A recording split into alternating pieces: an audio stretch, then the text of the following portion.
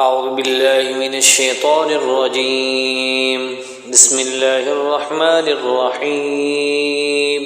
وإذ أخذنا ميثاق بني إسرائيل لا تعبدون إلا الله وبالوالدين إحسانا وذي القربى واليتامى والمساكين وقولوا للناس حسنا وأقيموا الصلاة وآتوا الزكاة ثم توليتم إلا قليلا منكم وأنتم معرضون.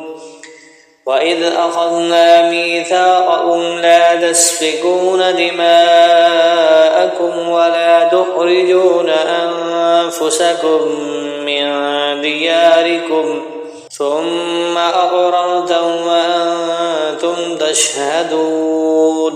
ثم أنتم هؤلاء تقتلون أنفسكم وتخرجون فريقا منكم من ديارهم تظاهرون عليهم بالإثم والعدوان وإن يأتوكم أسارى تفادوهم وهو محرم عليكم إخراجهم أفتؤمنون ببعض الكتاب وتكفرون ببعض فما جزاء من يفعل ذلك منكم إلا خزي في الحياة الدنيا ويوم القيامة يردون إلى أشد العذاب وما الله بغافل عما تعملون.